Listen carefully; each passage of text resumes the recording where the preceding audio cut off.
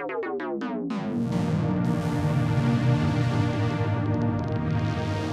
I'm Daniel Fisher and welcome to another episode of Synth Clips. Today's clip is about init patches or initializing a patch. And it's a really, really important thing. In fact, it's the basis of all of the clips that I'm going to do after this. It's crucial that we start from an init. And what does that mean? Well, init is short for initialized patch. A lot of various companies use the four letters INIT, all caps, to indicate that those patches are unused, but companies might say unused patch or new patch or something, or they might have the blank screen.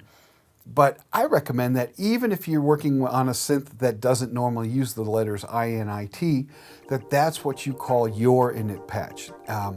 And it's just good to be trained that INIT is safe. It means that if you have a patch you've just made and you don't know where to save it, you always know you can save it over one that says INIT. Conversely, if you save a patch, do not save it as init to be lazy. Always, as soon as you save something you've done that you care about, name it something else so that you don't accidentally write over it. I know you think you'll remember, but you won't. So I chose the ASM Hydrasynth to start out because it has its own dedicated init button right on the front panel. Other synths, you might have to menu dive a little bit to init, or it might be a multi-button push. And some synthesizers don't even have an init, and you have to learn how to set an init all by yourself.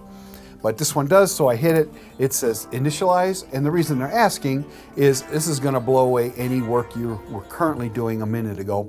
But it won't wreck the patch underneath. What it's initializing is what we call the buffer. It's the part that temporarily stores the patch edits you're making, but you haven't saved somewhere. So I'm going to hit it one more time, and now instead of a pretty analogish sound, I've got this very straight sound.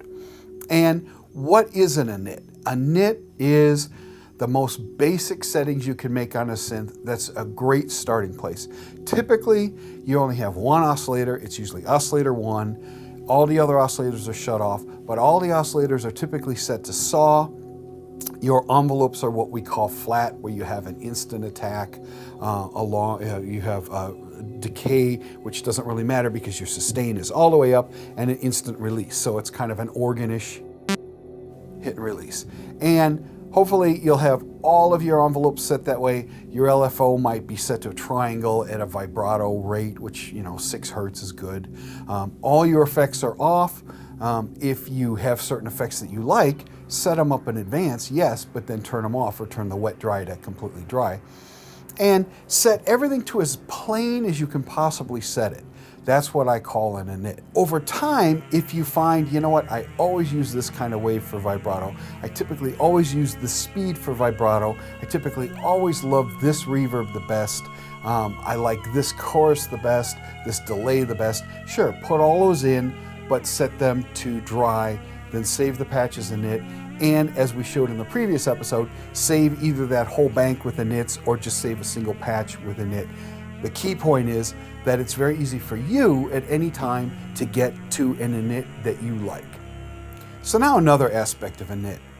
Init and getting to an init state is a great way to learn a synthesizer. And the reason I say that is it's a really non-judgmental way to turn knobs. And assuming that you have a synth and you've decided that you want to master that synth, and I'm assuming you do because you're watching this course, you have to learn how to set your synth into your favorite init state. And this is important because on synthesizers that save presets, the knobs will very often never be in the right position that they actually are. So if you're going to do some programming, it's important for you to know that the knobs are in the position that they actually show on their little dial there. And the best way to do that is to physically move every knob. So if you have gotten used to what the init sounds like, now you need to learn how to make it. So what does that mean? So on the ASM, I'm going to go to oscillator 1, and I can choose a wave type, and I go to saw. And I want my semitone transpose to 0, my number of cents at 0. If I have a filter, I'll typically set it to a low pass, but then I want the cutoff all the way up, the resonance all the way down, and anything that sends envelopes or LFOs or velocity, I want all of those zeroed out so they have no effect on the filter. If there's a key track setting, I leave it at 100% so that as I go up the keyboard, the filter quality stays the same up or down the keyboard. In terms of envelopes, I like to start with a pure organ-esque envelope. In other words, the attack time is 0, the decay time is 0, the sustain is 100%, and the release is 0. So in other words, I'm instantly going up, I'm staying all the way up while I'm holding the key or the sustain pedal, and then I'm instantly dropping back down to 0 as soon as I let go of the key. And I do that for the amp envelope, the filter envelope. If there are any auxiliary envelopes or mod envelopes or whatever, I do the same to all of them. Because once you know what that envelope sounds like, then you can hear when you start changing something, you can hear that something's changing.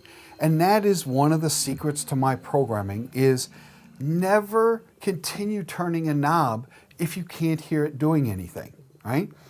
The idea is if you turn a knob and you can see the value where you came from and you can't hear it doing anything, put it back to where it was. Or if you're just turning a knob to make sure that the knob is in the real position that it is, always hit a key before you turn a knob. Never just turn knobs randomly. I see people do that. It drives me crazy. Because how can you hear what you're doing? You don't know synthesis that well, and neither do I, that I can just randomly turn knobs and in my head know exactly what that's going to sound like. It doesn't work like that. Always, so I'm going to grab a filter here. So if I'm going to adjust a filter, I hit a key and I turn the knob. Now I'm hearing it do it. And if I want it to go back, I put it back to the way it sounded when I first hit it. So as you hit a key, right before you turn the knob, pay attention to what sound you're hearing, whether it's the speed of some chorus or how open a filter is or how loud it is or whatever quality you're changing. Hear it so that you can very quickly get back to it. Now you know that that knob is in the correct position.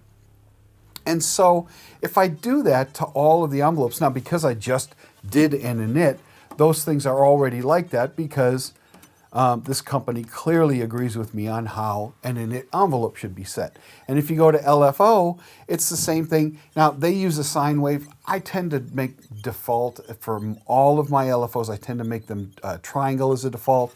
So I will do that. I'll go to each one of these LFOs instead of a triangle.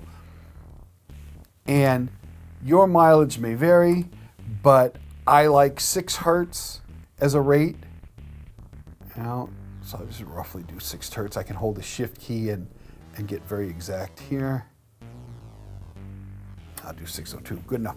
But I would set each of the LFOs to 6 hertz-ish. And again, nothing is modulating anything. On my pitch bend, I do a whole step up, a whole step down.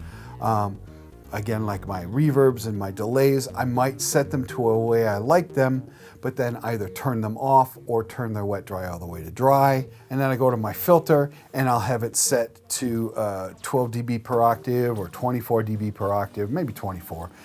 But the crucial part is that the cutoff is all the way up and that the resonance all the way down. Nothing's going from the envelopes, the LFOs, velocity, key tracks 100%. And again, I got this really plain sound.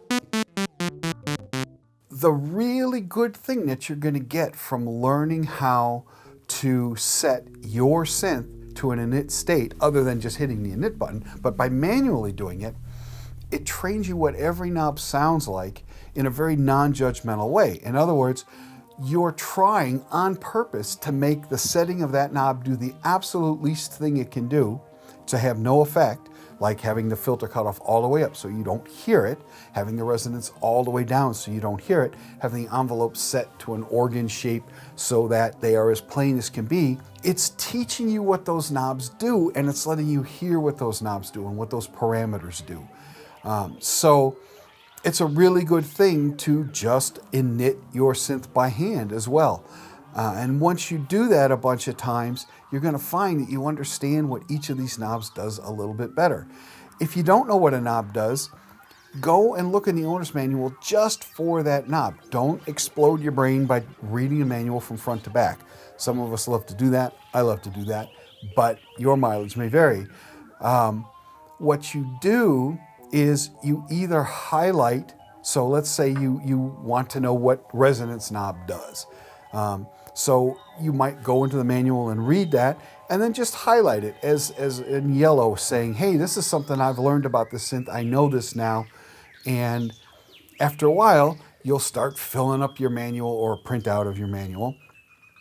And it's just a great way to learn the synth and go through every knob and try, if you can, to learn what every knob does. And you don't have to memorize it like you're studying for a test or anything, but at least read it, and maybe you'll forget, because if you don't use something, you're going to forget it. But if every now and then you go back and look at that again, and all of a sudden you'll be like, oh, I do know what that does. I've used this before. And it's a great way to learn your synth inside out. And again, that is to make an init by hand and to start your patches from there. And so, again, this is not the most exciting clip that we've done, but it's crucial that you be able to do it. Quick recap: learn how to create a init on your synth, learn how to manually create an init on your synth, and then as you develop an init that is your private init, save that externally called init, and that way anytime you want to start from scratch, you can load an init and get going, and it's your init. So you don't have to dial in all the reverbs and delays and choruses and phasers and filters just the way you like them. They'll all be there except in their least useful position, in the most plain position possible. So that's the end of our init initialization synth clip. If you want to watch all these synth clips in a row, there's a link to the playlist in the info section. If you have any questions about the ASM Hydrasynth, please contact your Sweetwater sales engineer, and feel free to subscribe to our YouTube channel. My name is Daniel Fisher. Thank you very much for watching.